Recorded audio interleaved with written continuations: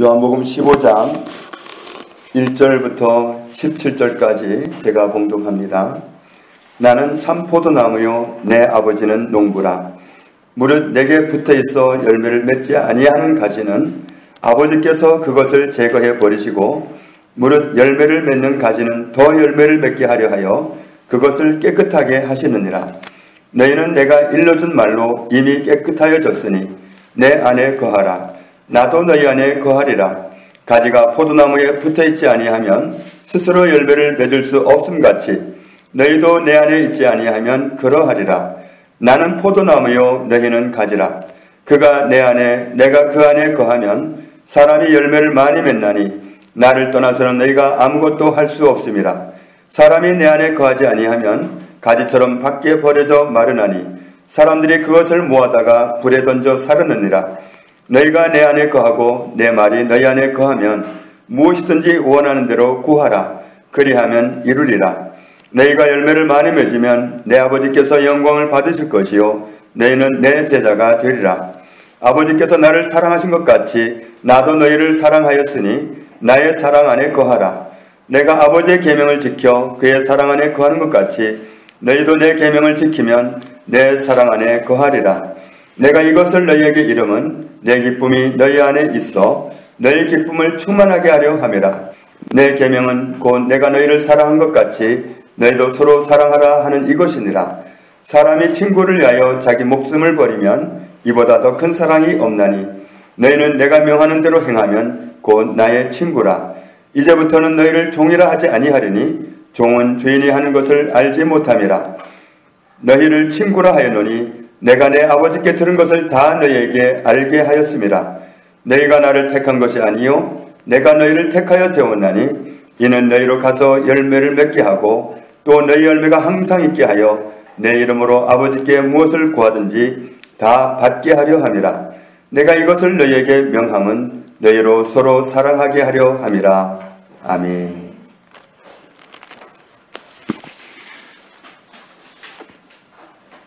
오늘 1절 말씀에 예수님은 참 포도나무이시고 그리고 하나님은 농부시다. 하나님은 농부고 예수님은 참 포도나무이시다. 하나님이 농부면 농사를 짓는 분인데 포도나무 농사를 짓는 분이 되는 겁니다. 그런데 5절 말씀에 보면 예수님은 포도나무이고 우리는 저와 여러분은 가지이다. 농부가 수고하는 목적은 열매를 얻는 겁니다. 그런데 열매는 원 줄기에서 맺히지 않고 가지에서 맺힙니다. 그러니까 하나님이 농부신데 포도나무 원 줄기이신 예수님에게 붙어있는 가지된 우리에게서 열매를 얻으려고 하시는 겁니다. 열매는 가지가 맺습니다. 2절 말씀에 포도나무 원 줄기이신 예수님께 붙어있는 우리는 가지입니다. 열매를 맺지 않은 가지가 있다면 하나님께서는 그런 가지를 제거해 버리신다. 나무를 살펴보면 전혀 열매를 맺을 수 없는 가지가 있습니다. 그런 가지는 누구라도 제거해 버립니다. 그리고 열매를 맺는 가지는 더 열매를 잘 맺게 하기 위해서 깨끗하게 해줍니다. 그렇다면 나는 어떤 가지일까?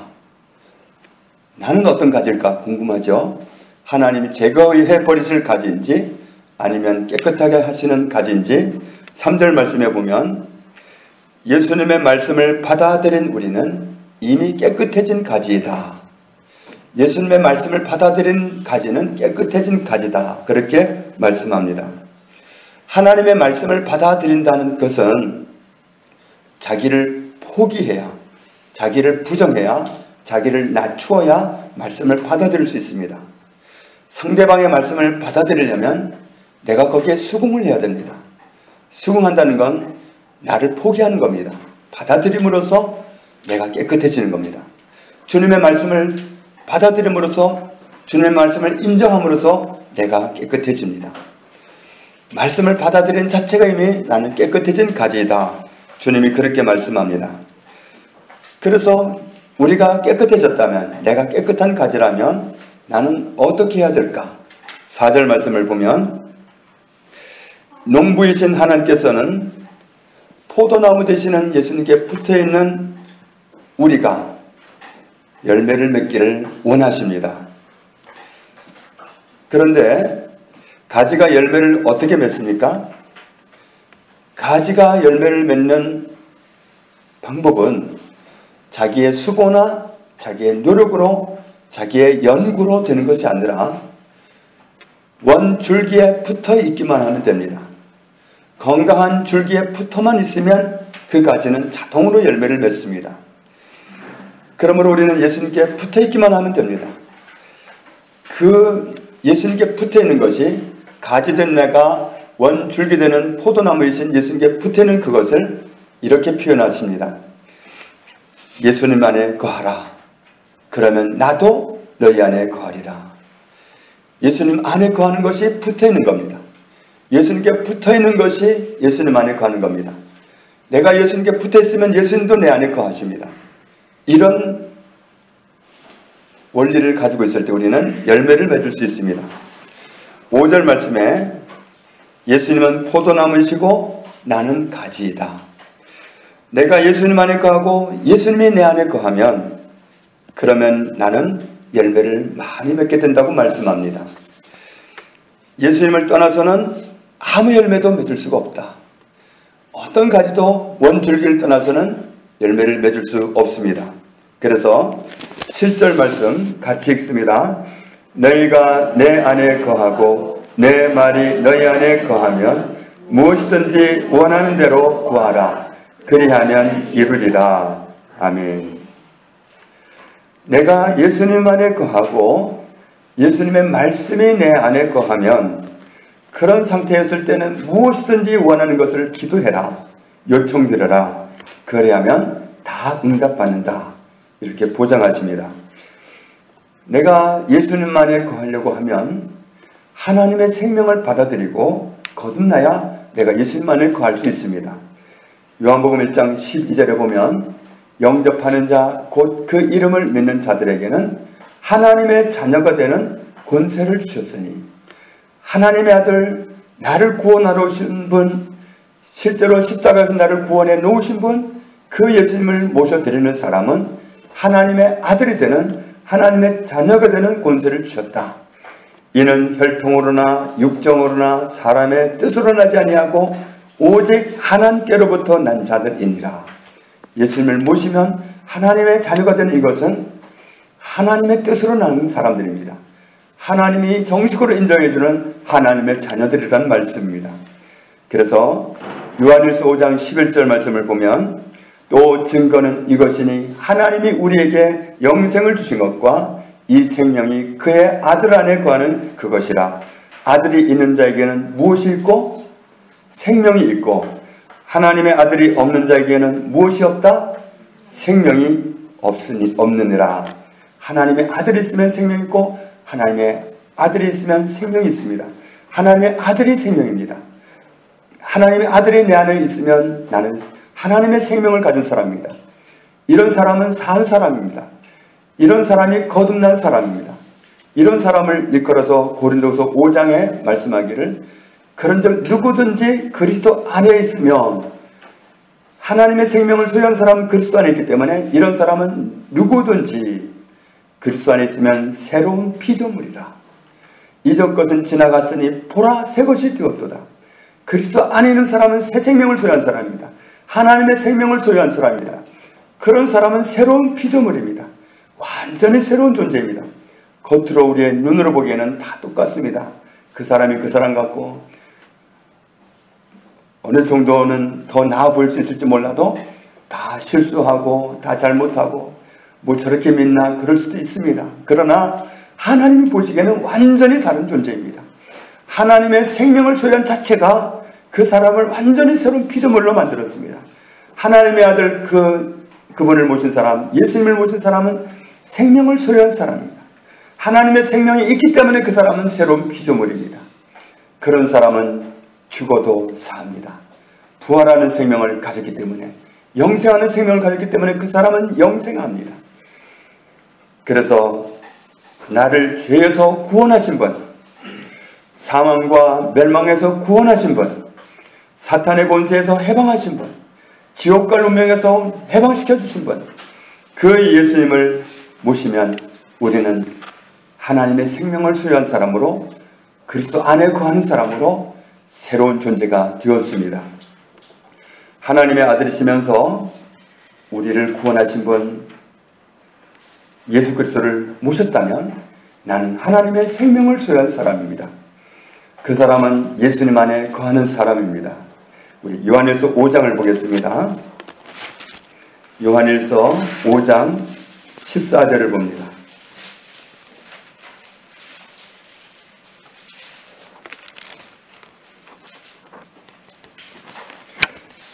정정합니다. 요한일서 4장 14절입니다. 4장 14절 15절 같이 읽습니다.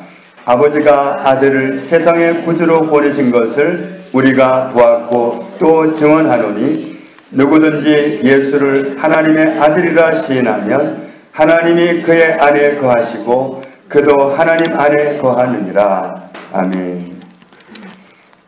하나님 아버지께서 아들을 우리를 구원하시는 구주로 보내주셨습니다. 누구든지 예수님은 하나님의 아들이라고 시인하면 예수님은 하나님의 아들이십니다. 이렇게 고백할 수 있는 사람은 하나님이 그의 안에 거하신다. 그리고 그 사람도 하나님 안에 거하는 사람이다. 예수님은 하나님의 아들이십니다. 우리가 다 그렇게 고백할 수 있습니까? 우리 같이 고백해 보겠습니다. 예수님은 하나님의 아들이십니다. 예수님은 하나님의 아들이십니다. 이것이 무슨 뜻이냐면 2000년 전에 이 땅에 오셨던 그 예수님은 하나님의 아들이십니다. 이 고백 속에는 하나님이 나를 구원하기 위해서 아들을 보내셨습니다 하고 하나님을 인정하는 겁니다. 하나님의 구원을 인정하는 겁니다. 아들을 통해서 나를 구원하셨다는 사실을 인정하는 겁니다. 이렇게 하나님을 인정해 드릴 때, 하나님이 하신 일을 인정해 드릴 때, 하나님의 말씀을 인정해 드릴 때 하나님이 내 안에 거하시고 나도 하나님 안에 거하는 그 관계가 성립이 됩니다. 이런 상태가 되면 그런 사람은 무엇이든지 원하는 것을 하나님께 구하라. 그래야만 다 응답받는다. 이 말씀을 실제로 경험하기 전까지는 잘 와닿지는 않습니다. 그런데 정말 하나님의 말씀이 자꾸만 내 안에 거하게 되고 그러면 그 말씀에 의존해서 기도하게 되면 정말 그렇게 응답이 잘 될 수가 없습니다. 응답을 잘 받는 기도는 하나님의 말씀이 내 안에 충만하게 거하는 겁니다. 말씀이 내 안에 자꾸 살아 움직이고 그러면 그 말씀에 의지해서 기도할 때 우리는 기도를 다 응답받을 수 있습니다. 결국 말씀이 나를 주장해야 돼요. 말씀이 내 안에 들어와 있는 말씀이 나를 주장하면 응답받는 사람으로 살아가게 만들어요. 말씀이 내 안에 거하는 것이 얼마나 중요한지 모릅니다. 우리 에베소서 3장을 보겠습니다. 에베소서 3장 17절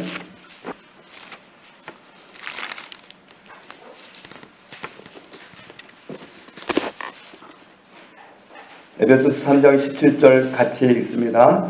믿음으로 말미암아 그리스도께서 너희 마음에 계시게 하시옵고 너희가 사랑 가운데서 뿌리가 박히고 터가 굳어져서 아멘. 그리스도께서 2000년 전에 이 땅에 오셨습니다.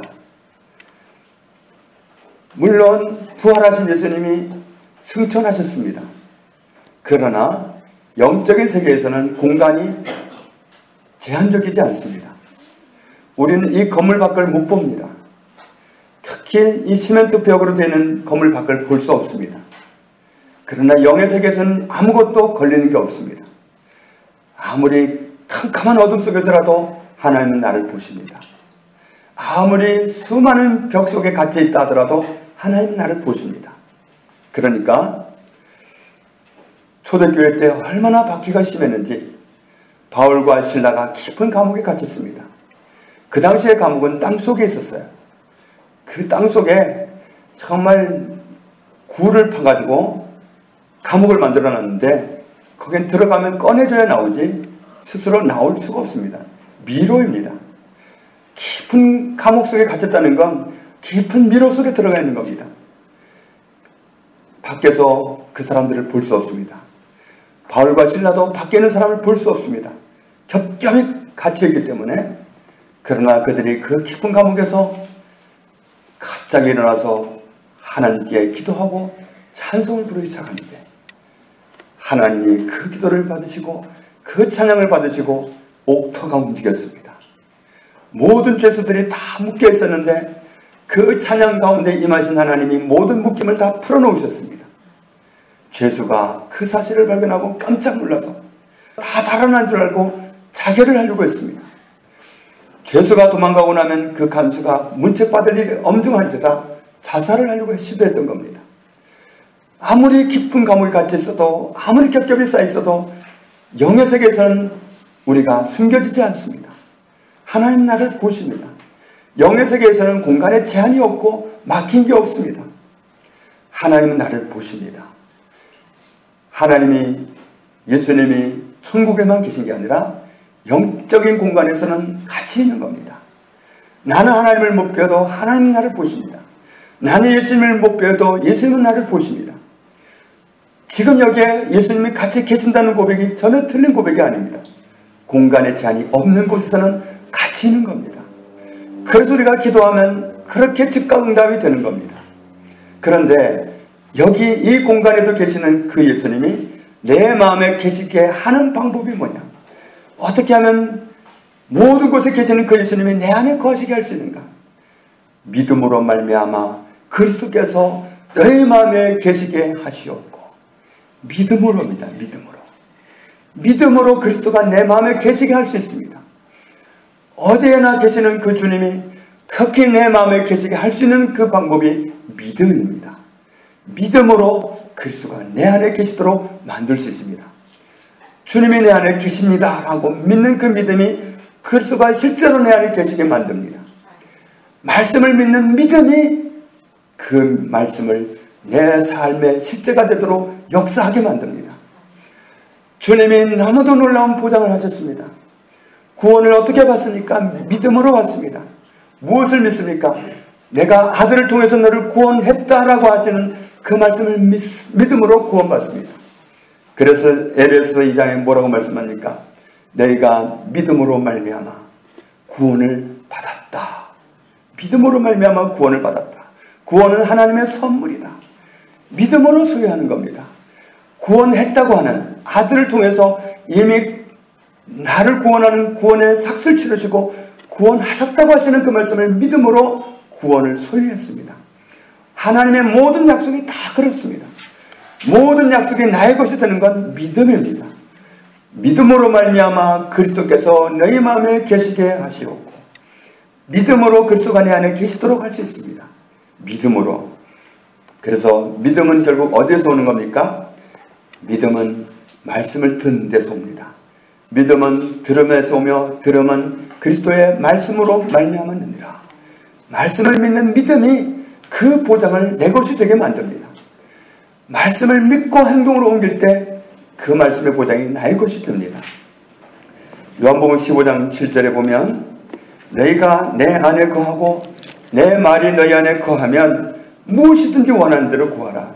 그리하면 이루리라. 이 말씀이 내 삶 속에 사실되기 전까지는 정말일까?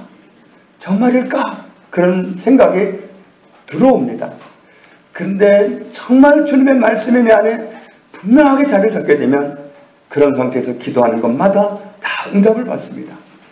얼마나 응답이 많은지 모릅니다. 모든 것을 응답받는다고 말씀하고 있습니다. 이런 조건일 때 우리는 열매를 맺을 수 있습니다. 요한복음 15장 8절을 보면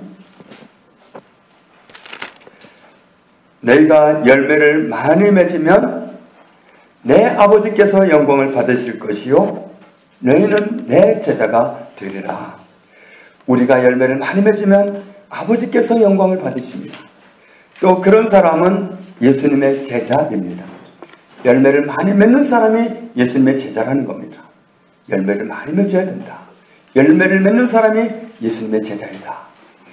열매를 맺는 사람이 제자입니다. 그러니까 예수님의 제자, 옛날 예수님에게 12제자가 있었어. 그 사람들이 예수님의 제자지. 나는 아니야 하고 빠지면 안 됩니다. 내가 열매를 많이 맺으면 내가 예수님의 제자입니다. 내가 열매를 맺으면 예수님의 제자입니다. 누구라도 열매를 맺으면 예수님의 제자가 되는 겁니다. 오늘 이 시대를 예수님의 제자로 살아갈 수 있는 그런 기회가 우리에게 부여되고 있는 순간입니다. 16절 말씀 보겠습니다. 요한복음 15장 16절. 그래서 본문 말씀은 이렇게 표시를 해놓는 게 좋습니다. 결국 왔다 갔다 해도 본문으로 자꾸 돌아가기 때문에 요한복음 15장 16절 같이 있습니다. 너희가 나를 택한 것이 아니요 내가 너희를 택하여 세웠나니 이는 너희로 가서 열매를 맺게 하고 또 너희 열매가 항상 있게 하여 내 이름으로 아버지께 무엇을 구하든지 다 받게 하려 함이라. 아멘. 어떻게 보면 내가 예수님을 택한 것 같습니다. 내가 어느 날 예수님을 믿기로 결심했습니다. 내가 예수님을 선택한 것 같아요. 그러나 오늘 정확하게 말씀하십니다. 내가 나를 택한 것이 아니다. 예수님이 나를 택하셨다고 말씀합니다. 예수님이 왜 나를 택하시는가? 열매를 맺게 하고 열매를 맺게 하려고 나를 택하셨다고 말씀합니다. 우리는 열매를 맺는 게 정상입니다. 열매를 맺고 그랬습니다. 열매를 맺고 그리고 열매가 항상 있게 하시고 열매를 어느 때는 맺었다가 어느 때는 안 맺고 열매가 어느 때는 있고 어느 때는 없고 그런 게 아니라 열매가 항상 있게 하고 그리고 능력 있는 삶을 살아가게 하려고 택하셨다. 능력 있는 삶을 살아가게 한다는 말씀이 어디에 있습니까? 내 이름으로 아버지께 무엇을 구하든지 다 받게 하려 합니다. 우리가 기도하는 것마다 다 응답받고 살아간다면 그게 능력입니다. 저 사람은 기도하는 것마다 다 응답받아. 그게 능력입니다. 나는 기도하는 것마다 다 응답받습니다. 그게 능력입니다. 그건 어디에서 오느냐면 열매를 맺는 데서 온다. 내가 열매를 맺으면 항상 열매가 있게 되면 그러면 그 사람은 무엇을 구하든지 다 응답받는다. 이런 삶을 살아가는 축복을 우리에게 보장하고 계십니다. 히브리서 4장을 보겠습니다. 히브리서 4장 2절입니다.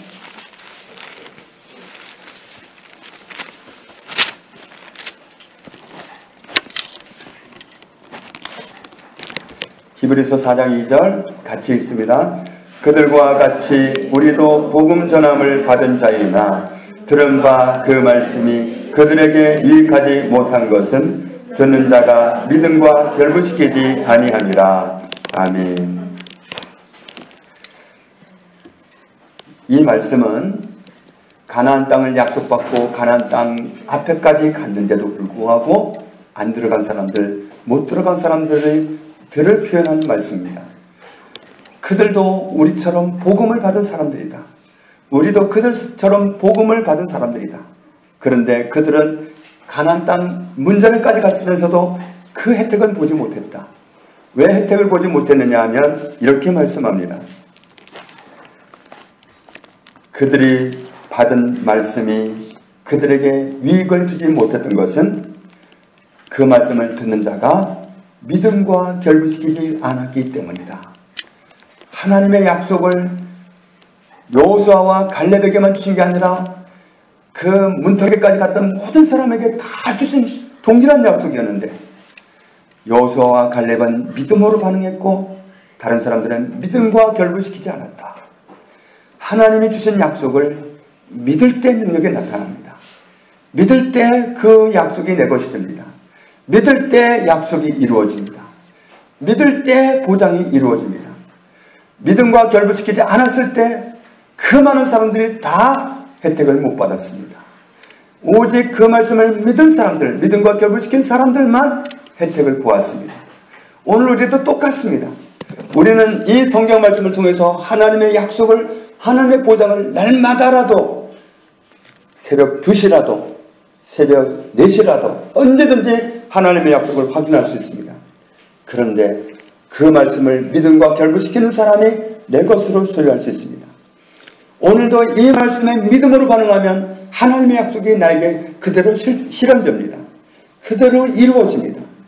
믿음으로 반응하지 않으면 그 아무리 좋은 약속이라도 나와는 상관없는 그림의 떡이 되고 맙니다. 어떤 사람에게는 그림의 떡이고 어떤 사람은 실제 양식이 됩니다. 믿음과 결부시키느냐 그렇지 않느냐 그것이 중요합니다. 누가복음 8장을 보겠습니다.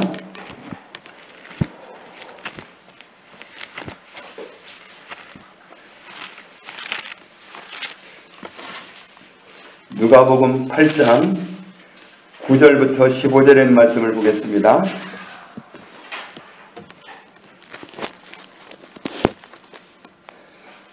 여기에는 예수님이 앞에서 씨 뿌리는 비유를 말씀했는데 제자들이 그 말씀을 무엇을 가르쳐 주시려고 하신 말씀입니까? 여쭈었더니 풀어주신 말씀인데 11절에 보면 씨는 무엇이다? 하나님의 말씀이다. 하나님의 말씀이 씨앗입니다. 그런데 씨앗을 뿌렸을 때 길가밭도 있었고 바위밭도 있었고 가시떨기밭도 있었고 좋은 밭도 있었습니다.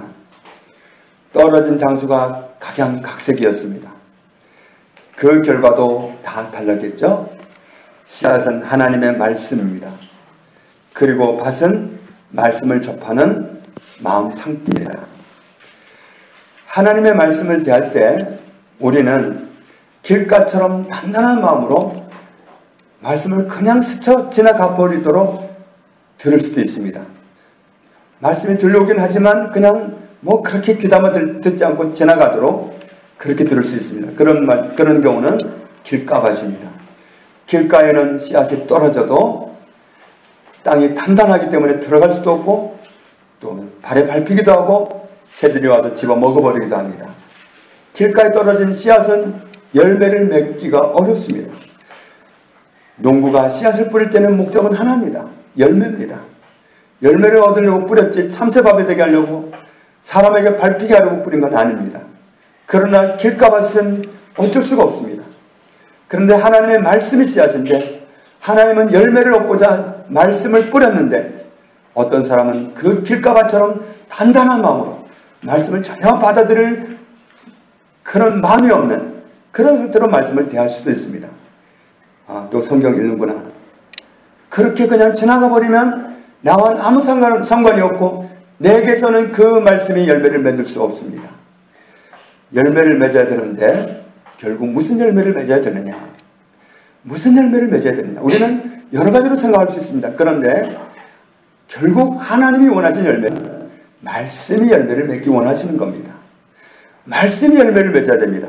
내가 뭔가를 해서 내 수고로 내가 무슨 공로를 쌓는 게 아니라 내가 하나님의 말씀이 내 삶 속에서 나를 다스리고 내 삶을 통치하시고 그래서 내 삶을 통해서 그 말씀이 열매를 맺게 하는 것. 그게 하나님의 소원입니다. 어떤 사람은 바위처럼 말씀을 받아들일 수도 있습니다. 어떤 순간에 말씀을 탁 대하면 정말 말씀이 깨달아집니다. 그래서 그 말씀 앞에서 때로는 눈물을 흘리기도 합니다. 통곡을 하기도 합니다. 정말 죄송합니다. 저는 이제 그렇게 안 살겠습니다. 회개하기도 합니다. 그런데 그 순간이 지나가면 다 잊어버립니다. 이건 바위밭입니다. 말씀이 중요한 것은 그 씨앗이 농부가 뿌린 씨앗이 땅에 떨어지면 사라진 게 아니라 땅속으로 들어가서 그대로 있어야 돼요. 말씀이 사라져버리면 안 돼요. 어느 순간에 말씀이 탁 번쩍이고 딱 다가왔는데 그 순간 지나서 말씀이 전혀 생각이 안 나고 그래서 그 말씀이 나에게 전혀 통치를 못해요. 잊어버렸기 때문에 사라져버렸기 때문에 불과 몇 분 전에는 그렇게도 나를 감동시켰던 말씀이 그 순간 지나면 그 말씀이 더 이상 나와 상관이 없어요. 어느 날 그 말씀을 전날 봤던 것 같은데 그러고 전혀 내게 영향이 없어요. 말씀을 잃어버린 거예요. 말씀을 빼앗겨버린 거예요. 왜냐하면 말씀을 빼앗는 자가 있어요. 말씀을 빼앗아가는 자가 있습니다. 열매를 못 맺게 하려고. 하나님은 말씀을 뿌리십니다. 말씀을 뿌리는 농부이십니다. 열매를 맺으려고 말씀을 뿌리십니다. 그런데 어떤 마음밭은 그 말씀을 길가밭처럼 전혀 안 받아들입니다. 어떤 마음밭은 바위짝처럼 잠깐 받아들였다가 그냥 놓쳐버립니다. 또 어떤 밭은 가시떨기처럼 받아들이기도 합니다. 제법 좋은 밭입니다. 싹이 났습니다. 와, 농부 되신 하나님 보시기에 정말 기분이 좋습니다. 잘 왔습니다. 야, 파릇파릇 올라오는데 제법 무성하게 잘 올라갑니다. 그러나 가시 넝쿨이 그 자라 올라가는 그 싹이 더 이상 자라지도 못하고 햇볕을 보지도 못하게 가로막기 때문에 그 열매는 없습니다. 열매를 맺을 수가 없습니다. 더 이상 그 그늘을 벗어날 수가 없기 때문에, 햇볕을 볼 수 없기 때문에 자라나기까지도 했지만 열매를 맺을 방법은 없습니다. 하나님의 말씀이 어느 날 내게 다가와서 내 안에 자리 잡기도 했습니다. 때로는 그 말씀이 나에게 영향을 미치기도 합니다. 그런데 너무도 큰 염려가 살아 움직일 때마다 그 염려가 말씀을 탁 덮어버립니다. 말씀은 빛을 봐야 됩니다. 깨달아져야 됩니다. 늘 깨달아져야 됩니다. 늘 살아 움직여야 됩니다. 그런 말씀으로 나에게 비춰질 때, 조명이 될 때 내가 그 말씀의 빛 가운데 살아갈 수 있습니다. 주의 말씀은 내 발의 등이요 내 길의 빛이니이다. 항상 나를 비추는 빛이 되어야 됩니다. 항상 내 길을 비추는 등이 되어야 됩니다. 그러나 울타리 속에 갇혀있는 그 싹처럼, 가지농굴 속에 갇혀있는 싹은 열매를 맺을 수 없습니다. 하나님의 말씀이 내 안에서 제법 무성하게 되기까지도 했지만, 말씀이 사라지지 않는 건 정말 다행이지만, 그러나 열매를 맺기에는 너무도 역부족입니다. 염려가 너무 커서, 환경이 너무 커서, 재물에 대한 집착이 너무 커서, 향락에 대한 집착이 너무 커서 좀 더 즐기고 싶고, 좀 더 멀리 가고 싶고, 한번 안 가본 데를 좀 색다르게 구경도 해보고 싶고, 남이 안 사본 집도 한번 사보고 싶고, 남이 안 입어본 옷도 좀 사 입어보고 싶고, 그런 세상에서 좀 나름대로 해보려는 그 욕망, 가지각색의 그런 모습들이 와서 덮어버립니다. 그러면 내 안에 없어지진 않았지만 그 말씀은 열매를 맺지를 못합니다. 하나님이 원하시는 건 그런 상태가 아닙니다. 열매를 맺는 겁니다. 열매를 맺어야 되는데 갇혀있어서 열매를 맺을 수가 없습니다. 들고 누가 크냐? 말씀이 크냐? 환경이 크냐? 말씀이 크냐? 문제가 크냐? 말씀이 크냐? 내가 중요시하는 사람이 크냐? 어느 것이 크냐에 따라서 열매를 맺고 안 맺고가 좌우됩니다. 우리가 그 막힌 가시농쿨을 걷어버려야 됩니다. 우리는 정말 여기에 잘 대처를 해야 됩니다. 요한복음 15장 7절에서 너희가 내 안에 거하고 내 말이 너희 안에 거하면 무엇이든지 원하는 대로 구하라. 그리하면 이루리라 말씀했습니다. 주님이 하신 말씀이 내 안에서 늘 적절하게 살아서 나를 움직이면, 그럼 우리는 그 말씀에 기초해서 기도할 때 모든 것을 응답받을 수 있습니다. 나를 가리우는 그 가시농쿨도 내가 제어할 수 있습니다. 내가 다스릴 수 있습니다. 그런데 그걸 어떻게 다스리느냐? 그것이 중요합니다. 우리는 어떤 문제가 오면 무조건 하나님하고 기도하려고 합니다. 모든 걸 기도하려고 합니다. 여호수아를 보면 아말렉 사람들과 전쟁을 할 때 정말 그날 전쟁을 그날 끝내버리고 싶습니다. 그런데 해가 막 져가는데 마음이 급합니다. 해가 떨어지고 나면 어둠이 몰려오면 전쟁이 중단이 됩니다. 그럼 다음날 또 싸워야 됩니다. 그래서 이 사람이 어떻게 했습니까? 하나님께 기도했다고 했는데 그 기도가 공손하게 무릎을 꿇고, 하나님 태양을 멈추어 주십시오. 저 반대편에 있는 달도 멈춰 주십시오. 그렇게 기도하지 않았습니다. 어떻게 했죠? 태양아 멈추어라. 달아 멈추어라. 그런데 표현하기를 하나님이 그날처럼 사람의 기도를 들으시고 역사하신 날도 없었다. 하나님이 그 기도를 받으셨다고 말씀합니다. 아니 그것도 기도야? 아니 기도를 무슨 그런 기도가 있어? 하나님께 무릎을 꿇고 기도할 일이지. 아버지 하고 기도할 일이지. 우리는 늘 기도하면 무릎 꿇고 아버지 도와주세요. 그렇게 기도하는 걸 기도의 정석으로만 인정합니다. 그러나 그렇지 않습니다. 우리에게 예수님의 이름을 들려주시고 대부분의 기도는 선포 기도입니다. 정말 하나님의 도움이 필요할 때는 아버지 하고 찾아야 되겠지만 대부분의 기도는 선포 기도입니다. 명령하는 기도입니다. 특별히 하나님이 주신 일이 아니라면 하나님이 일으킨 문제가 아니라면 우리는 선포 기도로 나가야 됩니다. 예를 들면 제가 많이 예로 드는 경우가 그겁니다. 질병, 몸이 아픕니다. 몸살이 오려고 그럽니다. 몸살이 올 것처럼 그 징조가 나타납니다. 그러면 대부분은 이렇게 받아들입니다. 몸살이 오려고 그러네? 약 좀 먹고 막아야 되나? 몸살이 오려고 그러네? 그건 몸살을 받아들이는 겁니다. 몸살이 오려고 느껴질 때 그때 우리는 그때 기도할 수 있습니다. 그때 하는 기도는 하나님 제게 몸살이 오지 않게 해주세요. 이건 기도가 아닙니다. 왜냐하면 하나님은 치료하는 하나님이에요. 그리고 베드로전서 2장 24절에 그가 찔림으로 너희는 남을 얻었다고 말씀하셨어요. 하나님이 이미 우리를 치료해 놓으셨어요.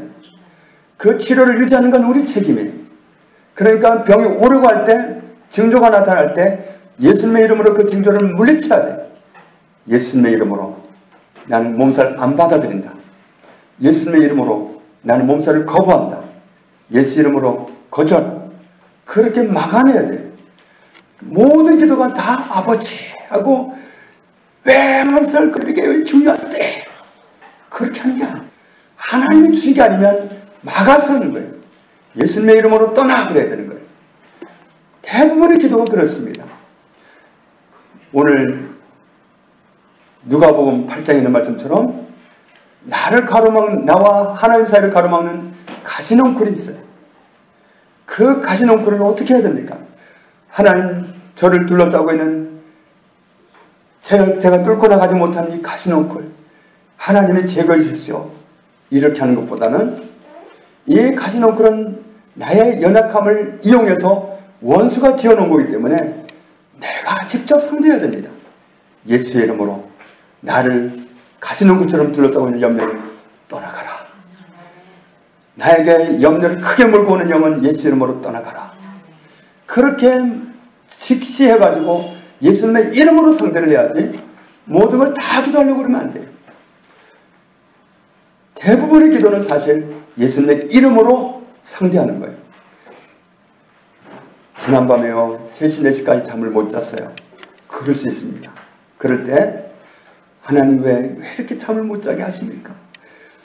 하나님 잠 좀 자게 해주세요. 이건 하나님이 하신 일이라면 그렇게 하면 되는데 잠 못 자게 하는 건 다른 데서 왔기 때문에 하나님은 그랬잖아요. 성도에게는 단잠을 주신다고. 하나님의 사람은 단잠을 자는 게 맞아요. 하나님은 단잠을 자는 게 맞다고 해놓고 단잠 못 자게 했겠어요? 그러니까 단잠 못 자게 하는 건 다른 영이 준 거예요. 그러면 어떻게 합니까? 그게 다른 사람의 문제면 예수님의 이름으로 아무개를 단잠 자지 못하게 하는 영은 묶임을 받을지어다. 나와 관계된 일이면 예수님의 이름으로 단잠을 못 자게 하는 영은 떠나라. 나한테 있는 어둠의 영은 예수님의 이름으로 떠나라 하는 거고 다른 사람에게 있는 건 도와줄 때 예수님의 이름으로 묶는다. 예수님의 이름으로 묶여라. 그러는 겁니다. 그러면 우리는 놀라운 광경을 볼 겁니다. 해보십시오. 예수님의 이름으로 아무개에게 이렇게 역사하는 영은 묶임을 받을지어다. 속으로 기도해도 하나님이 역사하십니다. 정말 어떻게 대처하는 방법에 따라서 적절하게 대처하면 하나님이 그대로 역사하십니다. 그런데 우리가 왜 응답을 잘 못 받냐면 다 기도하려고 해서 그래. 다 하나님 도와주세요 하려고 나가서 그래. 그러다 보니까 하나님 주신 거 아닌데도 괜히 하나님을 원망해. 왜 이러십니까? 하고 하나님을 원망해. 하나님 주신 게 아닌데. 그러니까 그 아닌 거 사단이 줬잖아요. 그 준 자체는 아주 기뻐가지고 어쩔 줄 모르죠. 우리는 정말 정확하게 대처를 해야 됩니다. 하나님이 주신 거라면 하나님께 요청할 일이라면 하나님께 공손히 기도해야 되겠지만 어둠의 영이 준 것은 대적해야 됩니다. 예수님의 이름으로 떠나라. 예수님의 이름으로 묶는다. 우리는 그렇게 해서 막아내야 돼요. 우리는 얼마든지 능력 있게 살도록 만드셨어요. 내가 내 안에 거하고 내 말이 너희 안에 거하면 무엇이든지 원하는 대로 구하라. 그리하면 이루리라. 말씀이 나를 주장하면 우리는 평생을 질병 안 걸리고 살아갈 수 있습니다. 왔던 질병도 다 털어내고 살아갈 수 있어요. 나한테는 질병이 없습니다. 다 고쳐주셨다고 말씀하셨습니다. 나았다고 말씀하셨습니다. 말씀이 진리이지, 말씀이 최고한 법이지, 세상 법이 최고한 법이 아닙니다. 사람들은 다 속은 말을 해요. 들은 말이 있거든요. 북한 사람들이 대한민국 사람들 아주 가난하고 정말 헐벗고 그런 줄 알았다가 와서 보고 깜짝 놀랐잖아요. 차들이 막 굴러다니는 걸 보고 어디서 빌려온 줄 알았다고 그랬잖아요. 얼마나 속았으면 그래요. 그런데 우리가 세상 사람들에게 속고 있어요. 원수 사단에게 지배받고 있는 세상 사람들에게 속아요. 나이를 먹었더니요 눈이 침침해지고요, 자꾸 관절이 안 좋고요, 몸이 여기저기 가지고 삐걱거리고 고장이 나요. 이건 세상의 영이 세상 사람을 통해서 속이고 있는 겁니다. 우리는 하나님께 속한 사람인지 세상에 속한 사람이 아니에요. 하나님께 속했으면 하나님이 주신 말씀을 받아들여야죠. 그가 찔림으로 너희는 남을 얻었다고 말씀하시는 그 말씀이 우리 것이지, 나이 먹으면요 여기저기 고장나게 돼 있어요, 그래도 많이 썼죠 뭐, 이건 다 거짓말이에요. 우리를 거기 몰아넣으려고 힘들게 살아가게 하려고, 쩔쩔매며 살아가게 하려고, 치매 걸리고 관절 걸리고 그렇게 하려고 사단이 다 거짓말하는 겁니다. 우리는 하나님의 말씀만 받아들여야 됩니다. 말씀이 내 안에 거하면 우리는 열매를 맺습니다. 말씀이 내 안에 거해야 돼요. 말씀이 나를 주장해야 돼요. 사람들이 하는 말은 걸려야 돼요. 말씀으로 걸려야 됩니다. 말씀이라는 걸음망으로 걸려야 돼요.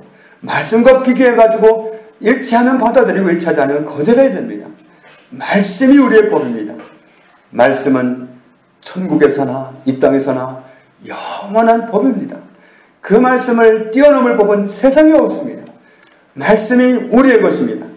말씀이 내 안에 거하면 우리는 능력 있게 살아갑니다. 하나님 우리가 그렇게 살아가기를 원하십니다. 우리는 어떤 땅입니까? 하나님은 좋은 땅이기를 원하십니다. 어떤 땅이 좋은 땅입니까? 착하고 좋은 마음으로 말씀을 듣고 지키어 인내로 결신하는 사람이다.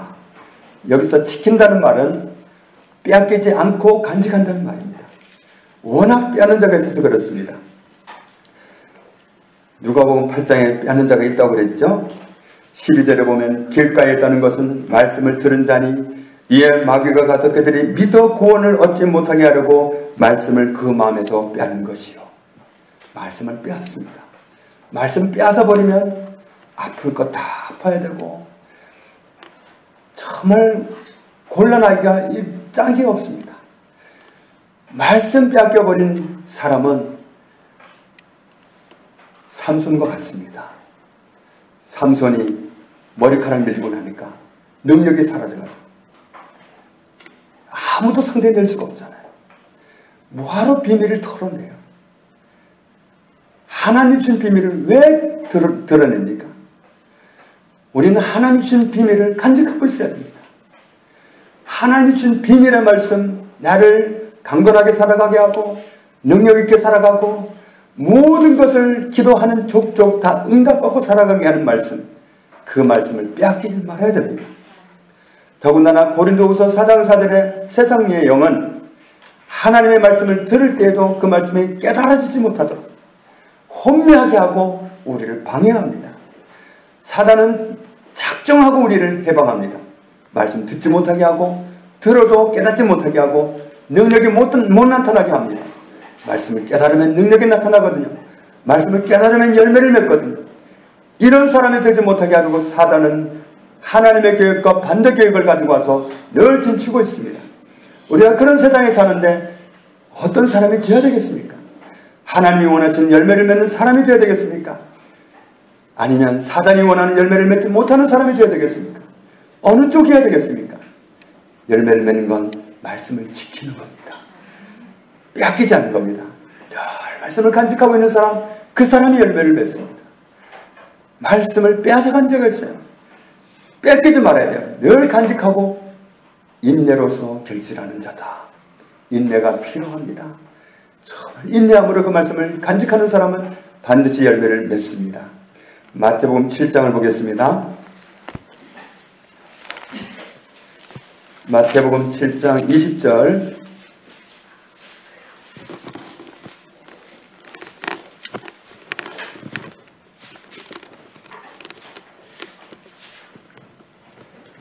같이 읽습니다. 이름으로 그들의 열매로 그들을 알리라. 아멘. 주님의 말씀입니다. 마지막 때에 주님은 사람들을 보실 때 무엇으로 알아보느냐? 열매로 알아보겠다고 하십니다. 자, 그래서 열매 있고 없고를 이렇게 표현합니다. 나더러 주여 주여 하는 자마다 다 천국에 들어갈 것이 아니요 다만 하늘에 계신 내 아버지의 뜻대로 행하는 자가야 들어가리라. 그날에 많은 사람이 나더러 이르되 주여 주여 우리가 주의 이름으로 선지한 노릇하며 주의 이름으로 귀신을 쫓아내며 주의 이름으로 많은 권능을 행하지 아니하였나이까 하리니 그때 내가 그들에게 밝히 말하되 내가 너희를 도무지 알지 못하니 불법을 행한 자들아 내게서 떠나가라 하리라. 불법을 행했다. 무엇이 불법입니까? 하나님의 말씀과 반대로 살아가는 게 불법입니다. 말씀에 순종하고 살아간 삶, 말씀을 붙들고 승리한 삶, 이런 사람이 열매를 맺는 사람이고 이런 사람을 주님이 알아주신다고 말씀합니다. 그러니까 우리는 말씀 때문에 항상 기뻐할 수 있고 말씀 때문에 범사에 감사하고 말씀 때문에 늘 찬양하며 살아가고 말씀 때문에 11조하고 말씀 때문에 용서할 수 있고 말씀 때문에 사랑할 수 있고 말씀 때문에 선대할 수 있고 말씀 때문에 주일 성수하고 말씀 때문에 화 안 내고 말씀 때문에 거짓말 안 하고 말씀 때문에 이렇게 살아간다고 고백할 수 있는 그런 삶, 이런 삶이 말씀에 열매를 맺는 사람입니다. 주님은 우리가 열매를 맺기 원하십니다. 너희가 내 안에 거하고 내 말이 너희 안에 거하면 무엇이든지 원하는 대로 구하라. 그리하면 이루리라. 우리는 얼마든지 능력 있게 살아갈 수 있습니다. 주님의 말씀이 내 안에 거하게 함으로써 늘 주의 말씀이 내 안에 거하게 함으로써 열매를 맺으면서 능력 있게 살아갈 수 있습니다. 저와 여러분이 다 그렇게 되기를 하나님은 원하고 계십니다. 저와 여러분이 늘 열매를 맺고 열매가 항상 있고 하나님을 기쁘시게 하고 하나님께 영광을 돌리고 그래서 그런 삶을 살아가는 사람이기 때문에 무엇을 구하든지 다 응답받는, 다 이루어지는 그런 삶을 살아가는 은혜 입게 되기를 주의 이름으로 축복합니다. 아버지 하나님 감사합니다. 우리에게 열매 맺기 원하시는 하나님의 뜻을 알게 해주시니 감사합니다. 주님, 저희가 열매를 맺기 원합니다. 어떻게 하면 열매를 맺는지 우리에게 일러주셨습니다. 내가 내 안에 거하고 내 말이 너희 안에 거하면 된다고 말씀하셨습니다. 우리가 주님 안에 거하게 되었사오니 이제 주의 말씀이 내 안에 거하는 삶도 날마다 이루기 원합니다. 말씀보다 큰 것은 없습니다. 하나님은 말씀을 만물보다 크게 하셨습니다. 높이셨습니다. 우리도 모든 것보다 말씀을 높이고 말씀에 순응하는 삶을 살아가기 원합니다. 말씀에 복종하는 삶을 살아가기 원합니다. 말씀을 높이는 삶을 살아가기 원합니다. 말씀을 인해서 모든 것을 결정하고 순종하고 살아가는 저희들이 되게 해주셔서 열매를 맺는 사람이요 모든 것을 응답받고 살아가는 능력 있는 사람으로 살게 해주시니 감사합니다. 예수님의 이름으로 기도합니다. 아멘.